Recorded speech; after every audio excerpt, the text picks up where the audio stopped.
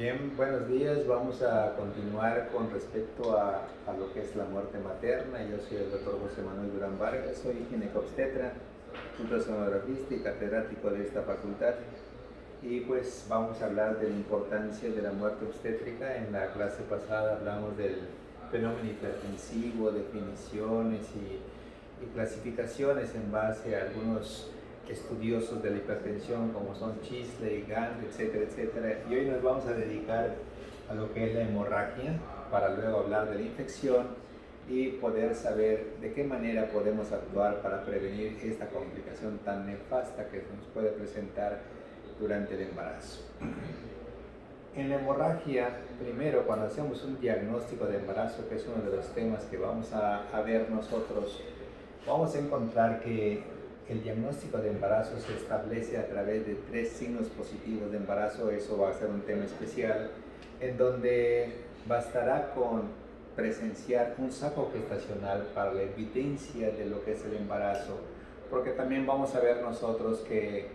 las pruebas de embarazo en sangre no son 100% positivas, y vamos a ver otra serie de signos y síntomas durante el embarazo que son muy aproximados a un embarazo, pero que no son concluyentes. Y podríamos decir que los signos positivos del embarazo son 3. Uno sería prácticamente la presencia del saco gestacional, del embrión o del feto, que nos corrobora el diagnóstico al 100% de lo que nosotros estamos tratando. Pero también podríamos escuchar, ¿verdad?, la auscultación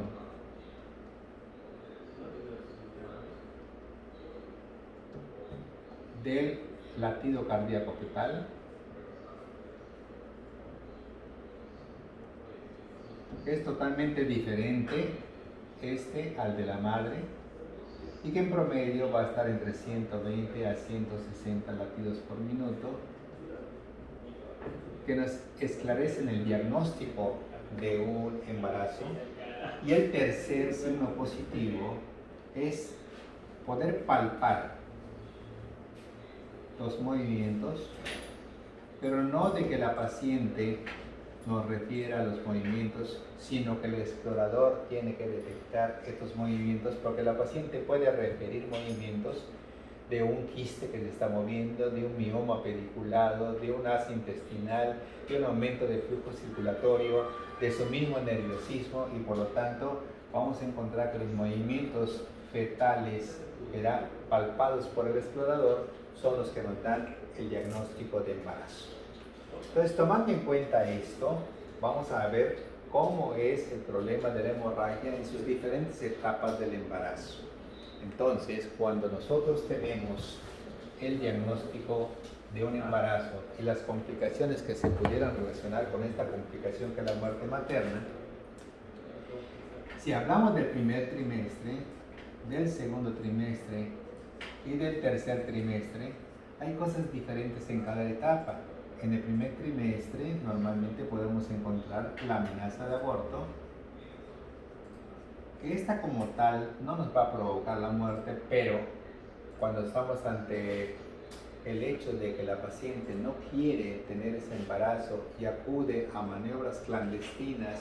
para hacerse un legrado en donde pueden existir complicaciones de perforación, hemorragia y muerte,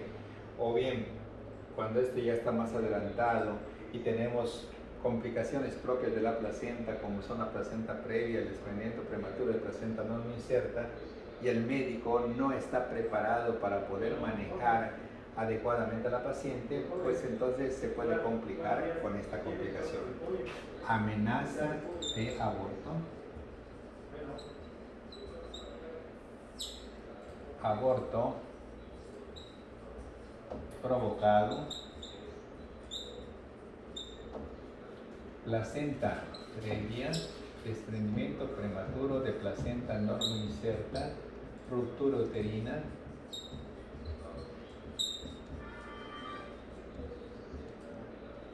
trastornos vasculares.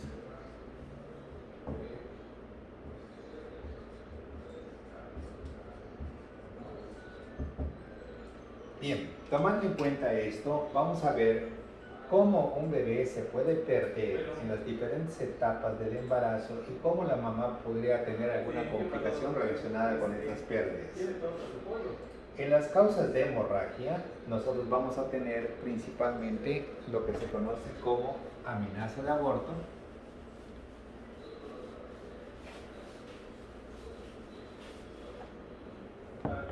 pero la relación con la muerte materna va a estar relacionada en forma directa, tanto esta complicación de hemorragia como la complicación de infección, cuando la paciente acude a maniobras que muchas veces hay médicos que hacen este tipo de eventos, parteras o bien gente que cree saber mucho acerca del tema para poder interrumpir un embarazo sin darse cuenta de las complicaciones que puede provocar. Entonces, en los casos de hemorragia, en la segunda mitad del embarazo,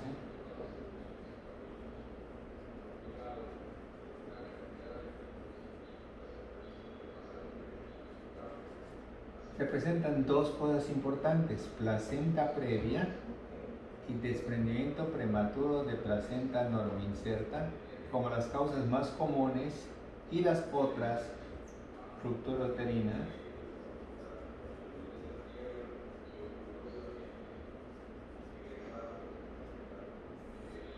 y trastornos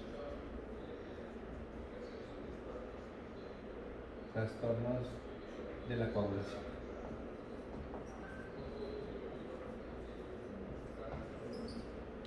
En la primera mitad,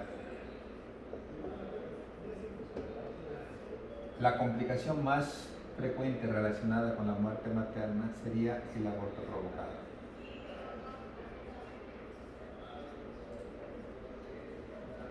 Este aborto provocado se asocia a problemas de hemorragia y a problemas de infecciones. Bien,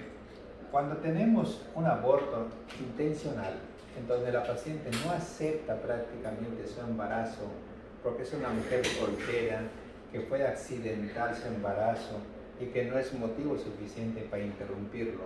y acude con un médico con ética y profesionalismo que se niega prácticamente a realizarlo porque no hay una indicación precisa para hacerlo, acuden entonces a servicios de alto riesgo, y esto lo que más utilizan son pues el Cytotec, que es prostaglandinas, que pueden provocar contracciones uterinas, pueden provocar desprendimientos abruptos de la placenta, hemorragias intensas, tetanización del útero, de tal manera que no es algo que pueda ser seguro para la paciente, pero eso lo desconoce la paciente, y cuando se presenta la complicación a veces ya es muy tarde para poder tratar de evitar que ella pueda morir.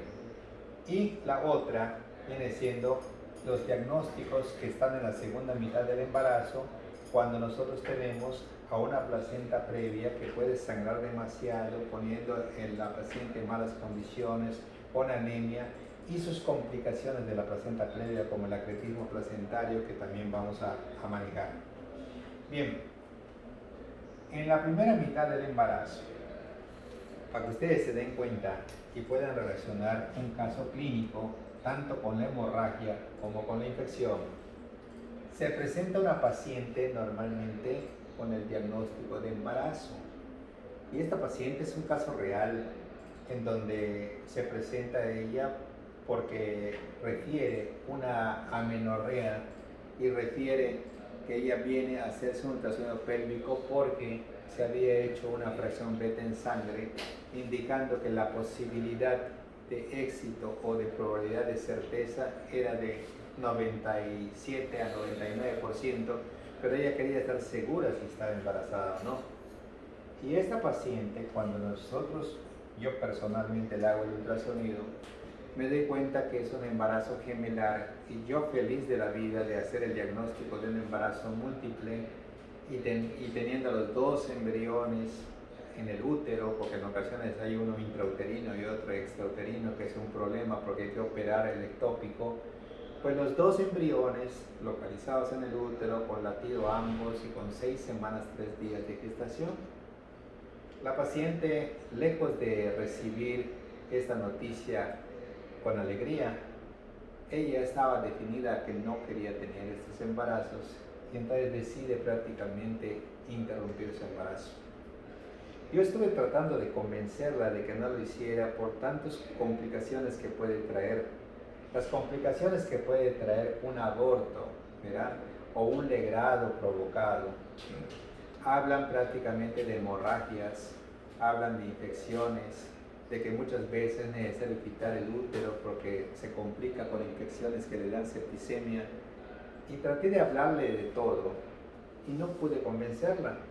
Y finalmente no me quedó más la opción que decirle a la paciente que si le hacían un legrado, que regresara conmigo nada más para confirmar si le habían hecho bien su legrado para que no hubieran complicaciones, ¿verdad? De infecciones o de sangrados posteriores que pudieran complicar su estado de salud. Afortunadamente eso lo mencionamos y la paciente se fue con un médico y le hizo un legrado. Y la paciente una semana después regresó, pero regresó con una postura diferente, con un cambio de look. O sea, tenía el pelo largo en la primera ocasión y en la segunda tenía el pelo corto. Era una mujer muy guapa y esta mujer vino y yo le pregunté, ¿es primera vez que vienes? Y la paciente me refirió que sí era la primera ocasión que estaba viniendo a consultar. Entonces yo le comenté que era necesario hacerle su ultrasonido que ella quería y me llevé la sorpresa de que en vez de que tuviera en la primera ocasión era un ultrasonido en donde se veían dos bolsitas con dos embriones con latido ambos en su primera ocasión por 6.3 semanas, lo lógico era que en la siguiente valoración íbamos a encontrar a los dos embriones o a no encontrar ninguno a esta paciente. Entonces le hago el ultrasonido y me encuentro solamente con un embrión, con la diferencia prácticamente de una semana, y entonces ya tenía de 6 semanas 3 días a 7 semanas 3 días, con un embarazo único que me llamaba mucho la atención. Y antes de preguntarle a ella qué había pasado, traté de buscar si el otro embarazo estuviera a nivel del conducto cervical en fase abortiva o algo, y me llevé la sorpresa de que no, que nada más había un embrión que coincidía con la semana de diferencia, y entonces ahora le insistía de qué era lo que había pasado porque ella tenía un embarazo gemelar y entonces ella me confesó que le habían hecho un legrado, y entonces yo le contesté, si supiera el médico que lo que hizo es increíble porque te hicieron un legrado y te eliminaron a uno y el otro está en perfectas condiciones, déjalo de esa manera. Y ella me contestó, no doctor, tengo que ir a ver que me hagan el legrado porque lo mismo da que sea uno que dos, no puedo estar embarazada. Y entonces, pues dile que te devuelva la mitad porque le habían cobrado el doble por un embarazo gemelar, y demuéstrale que está acá. Pero la paciente acudió con él, le hicieron su legrado, desapareció y como 3 semanas después se presenta conmigo en estado anímico porque no había dejado de sangrar y al mismo tiempo con fiebres y temperaturas que no se controlaban con nada. Y cuando le hicimos un ultrasonido para ver cómo estaba,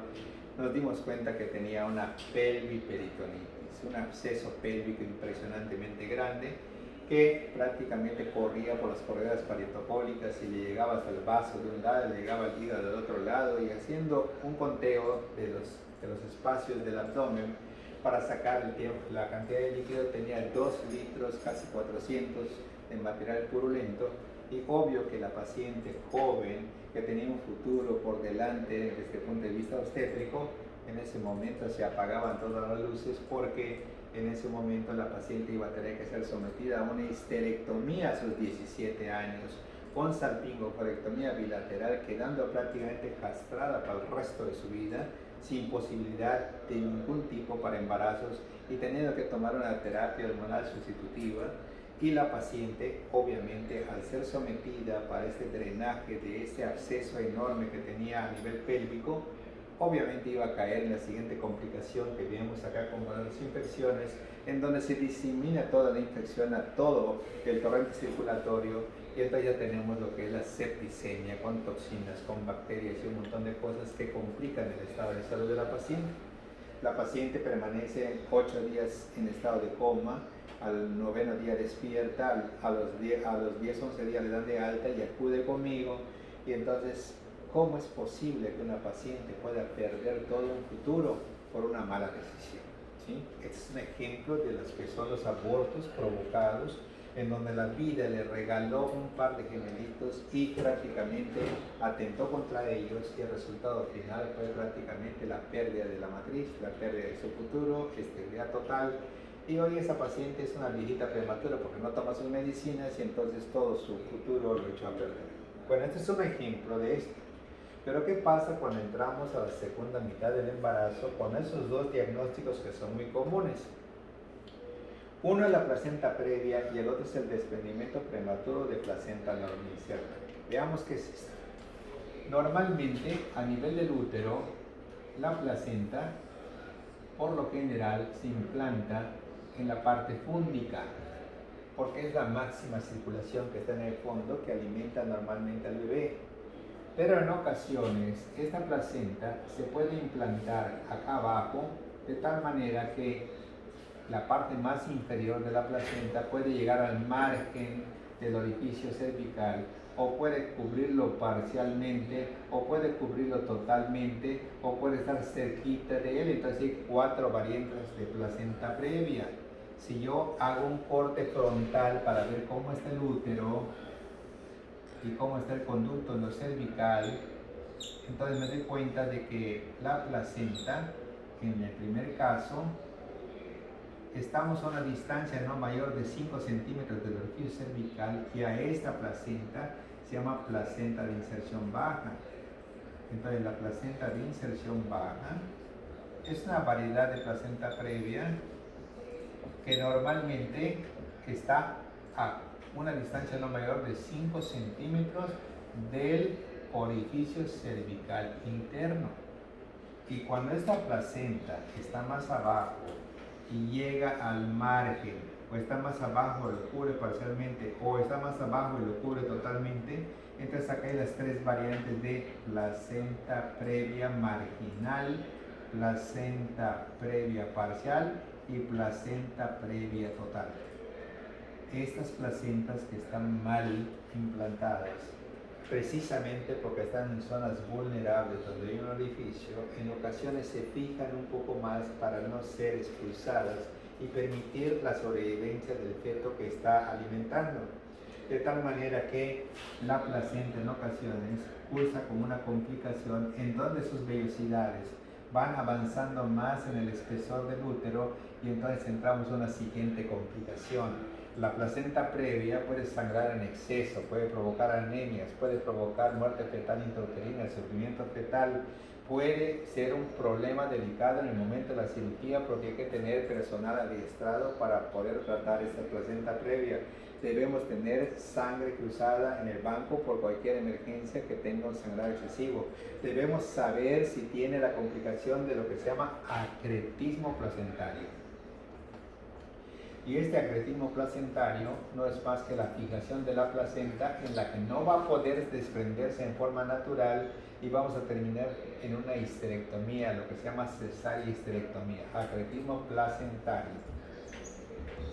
Si nosotros no estamos preparados para esta eventualidad, entonces tendremos que esperar en el quirófano con sangrado que venga otro médico, y los minutos serán muy importantes para poder definir el pronóstico de la paciente. Cuando estamos ante la evidencia de una placenta previa, sin importar si tenga acretismo o no, debe la paciente, junto con su familia, recibir una información completa, porque puede terminar en una histerectomía por la hemorragia, o porque esté implantada la placenta con una mayor fijación, que es el acretismo,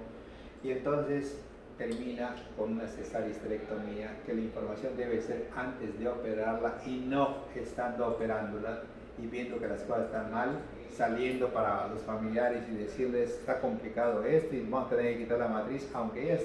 haya sido bien tomada la decisión de quitar la matriz.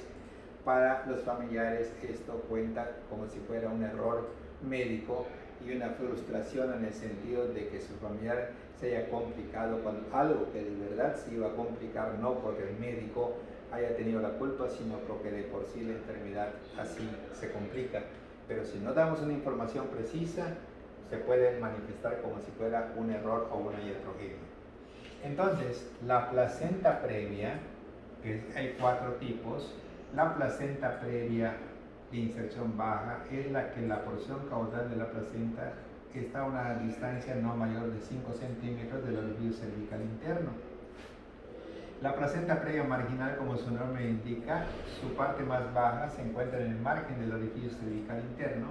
La placenta previa parcial, como su nombre indica, cubre parcialmente el orificio cervical interno, y la placenta previa total cubre por completo a lo que es el orificio cervical interno. Para todos los médicos, la placenta previa total, la placenta previa parcial, ¿sí?, y la placenta previa marginal, que normalmente está acá, las 2 primeras para todos será cesárea, y la marginal dependerá junto con la baja de la cantidad de sangrado. Entonces se le indica a los pacientes la necesidad o la posibilidad de transfusiones, y se le indica que si durante el trabajo de parto empieza a sangrar, se interrumpe el trabajo de parto y se mete para cesárea. En cambio, la placenta previa total y la placenta previa parcial nunca entran al trabajo de parto, son programadas para cirugía.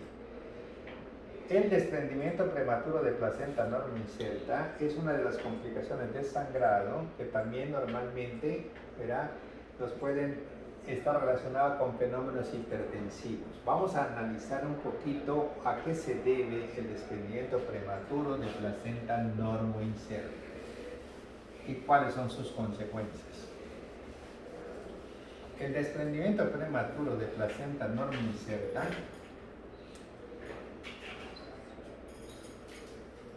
es una placenta que, como su nombre lo indica, tiene una inserción fúndica, y de pronto, pues la placenta sabemos que se debe desprender cuando el bebé sale del útero y viene la siguiente etapa, que es el alumbramiento. Ya tendremos un tema del trabajo de parto, y tendremos un tema también de las maniobras que utilizamos en el producto pélvico, y también las complicaciones en el puerperio inmediato, en el alumbramiento, etc. Pero cuando esta placenta que está en su lugar, que está bien, de pronto se desprende, ¿verdad?, nos va a provocar obviamente un sufrimiento fetal, y si no lo detectamos oportunamente, el producto se va a morir. La paciente puede tener 2 tipos de sangrado, muy importante, ¿verdad?, que puede ser un desprendimiento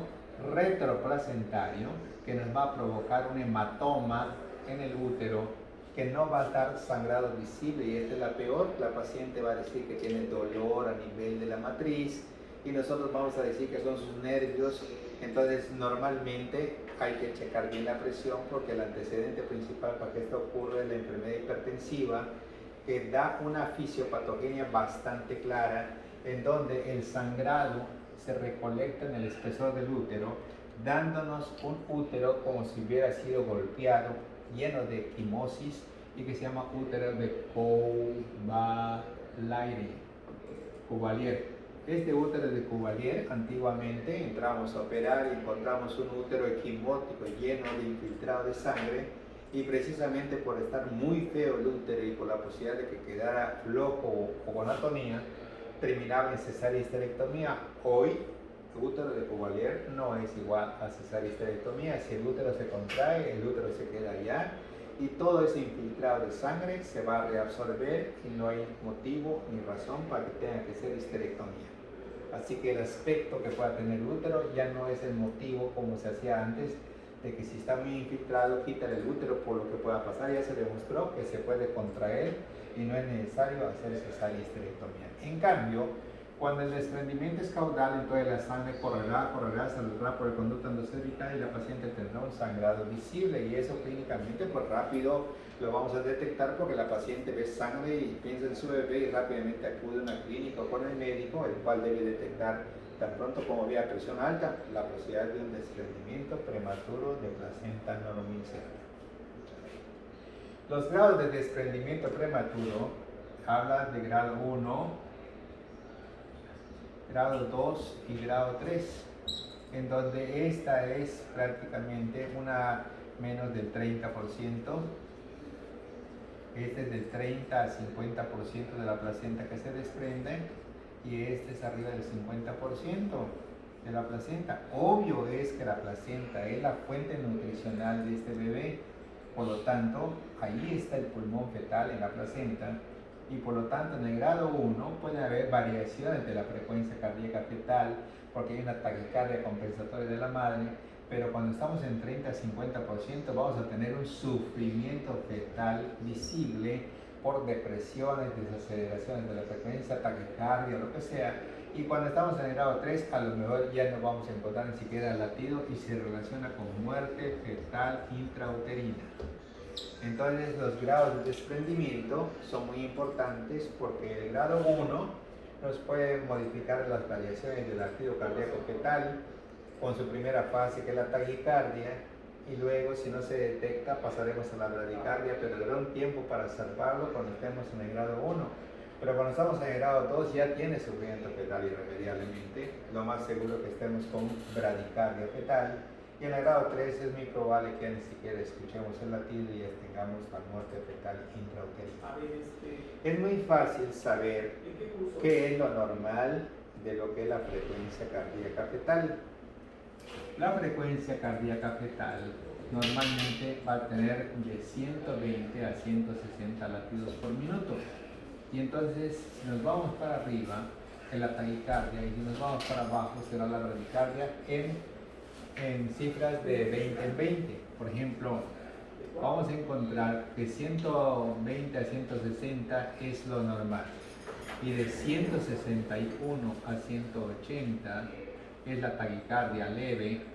y de 181 a 200 es una taquicardia moderada, y arriba de 200 es una taquicardia severa. Entonces, el reflejo simpático de un bebé ante el peligro es acelerar su corazón para compensar el sufrimiento que está presentando, para que pueda oxigenar a todo el cuerpo. Mientras más sufrimiento haya, más taquicardia va a haber, hasta que llega un momento en que el feto, su simpático,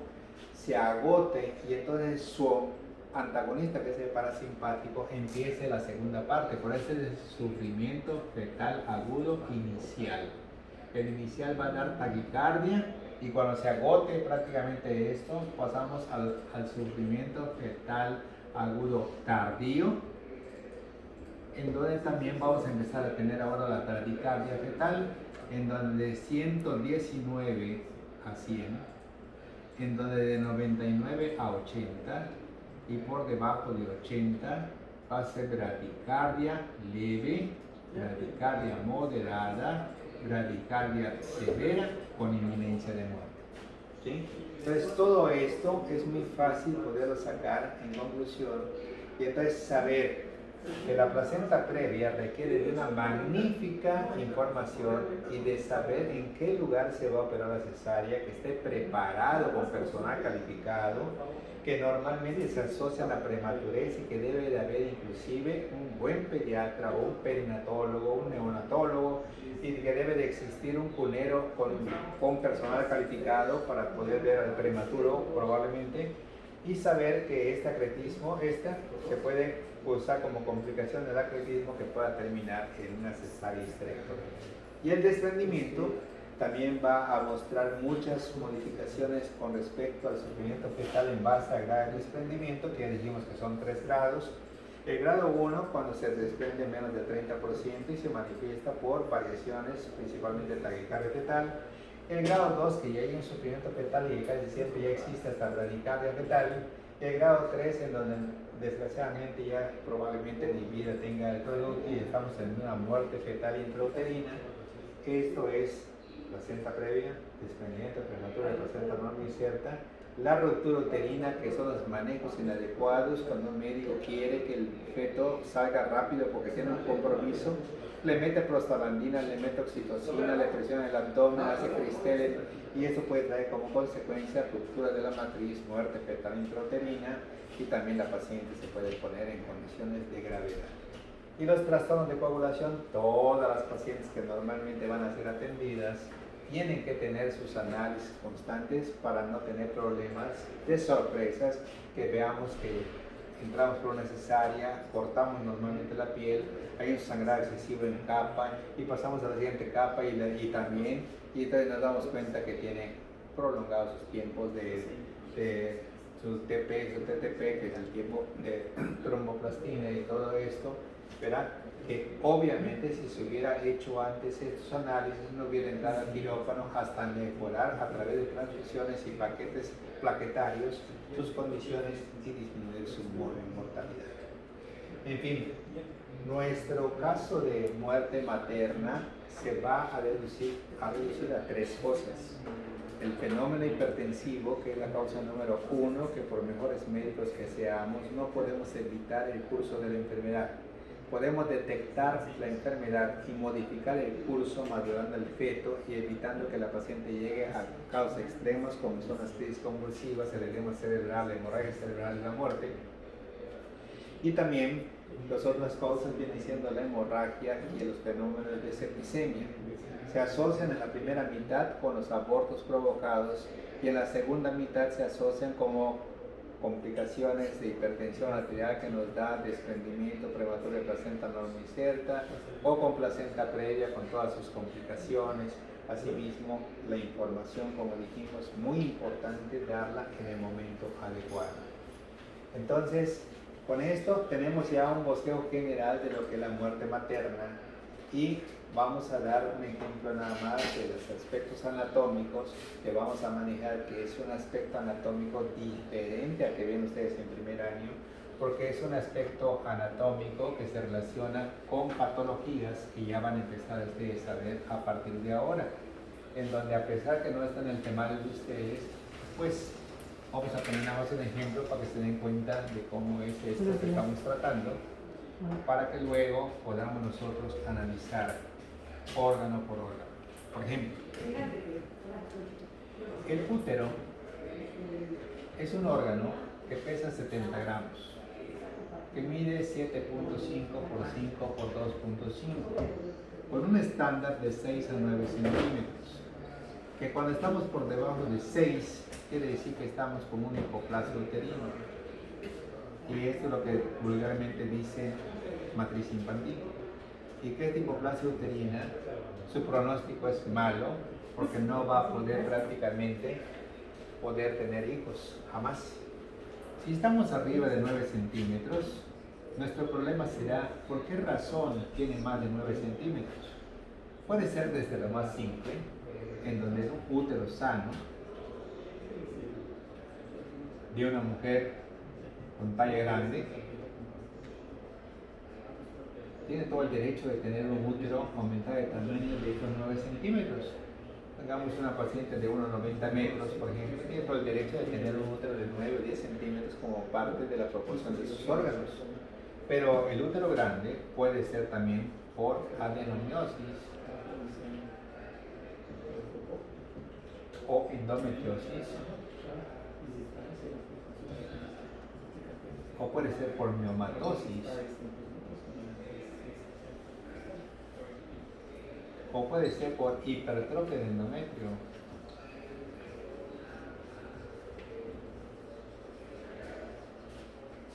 o puede ser por CACU, o puede ser por CA endometrial, o puede ser, lo más bonito y fisiológico,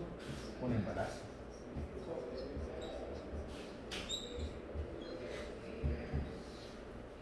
Entonces, esto es para que tengan ustedes una idea cómo el útero normalmente puede corresponder a una medida mayor cuando la mujer es grande, pero también puede haber que el endometrio se vaya al miometrio, que es lo que se conoce como adenomiosis o endometriosis, o que tenga miomas, que son tumores de la capa muscular que pueden crecer en diferentes tamaños y darnos un aumento de tamaño, y también puede haber miomatosis y embarazo. O puede ser que el endometrio quede muy grueso, como ocurren las hiperplasias, o puede ser que tengamos una lesión exofítica a nivel del cuello, resultado de un cáncer cervicuterino, que también vamos a ver un tema de citología vaginal. Y también tenemos el cáncer de endometrio o el embarazo. Entonces, esto es muy importante saber cómo anatómicamente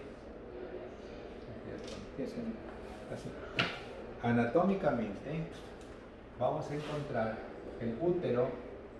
se localiza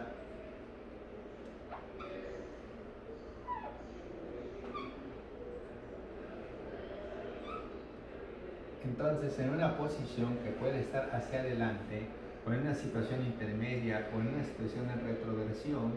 y entonces vemos que acá adelante es en la vejiga y acá atrás se encuentra el recto, y entonces los síntomas van a ser diferentes porque cuando el útero está hacia adelante, el primer órgano que se va a afectar es la compresión de la vejiga, y esta vejiga, al ser comprimida, va a tener polaquiuria, que no se debe de confundir con la infección de vías urinarias, que es el aumento de la frecuencia de la micción, pero en cantidades menores. Y esto es por el fenómeno compresivo del útero sobre la vejiga. Pero cuando este útero está en retroversión, la paciente que estaba bien puede ser que empiece a presentar estreñimiento por la compresión. Y entonces vamos a tener nosotros que este útero que estaba intrapélvico, cuando diga 10 a 12 semanas, entonces ya rebasa normalmente lo que es la pelvis y podrá ser palpado aquí como vamos a ver signos positivos de embarazo. Y este útero va a ir aumentando de tamaño hasta llegar prácticamente a la apéndice sifoides, y luego este va a expulsar al producto de la concepción en un fenómeno en donde el útero que se adaptó al embarazo vuelve a regresar a su normalidad en la etapa del puerperio, como todos los órganos lo hacen, en una forma armónica, anatómica, dejando todo lo que se creó en el embarazo, eliminándolo en un tiempo de 6 semanas, que son 42 días. Entonces, estas cosas las vamos a manejar, cómo está el útero, cuáles son sus padecimientos más comunes, qué se hace. Hay un tema que es la prueba de Papá Nicolau, que normalmente es saber cuándo se hace, a quién se le hace, hasta cuándo se hace, cómo se interpreta, cuándo está bien tomada, cómo debe de hacerse, con qué frecuencia se hace. Todo eso lo vamos a ver en un tema que es citología, ¿verdad? Endocervical. Y pues nada más para que tengan ustedes ahorita un parámetro de cómo vamos a llevar los órganos. Vamos a hablar también de menstruación, que también está incluida en el tema, cuándo se debe de la primera regla, que es la menarquía, cuándo la última, que es la menopausia, que es el climaterio, con qué frecuencia se presenta, qué es la poliomenorrea, qué es la oligomenorrea, qué es la polimenorrea, qué es la hipermenorrea, qué es la hipomenorrea. Todos esos parámetros los vamos a decir acá para que ustedes clínicamente se empiecen a familiarizar con algo que más adelante, cuando estén en quinto año, serán los temas básicos que se pueden aprender desde tercer año. Bueno, pues ya la siguiente clase me pongo de acuerdo aquí con Ada para poder continuar ya con el siguiente tema, que es anatomía desde el punto de vista clínico y quirúrgico para ginecología. Gracias.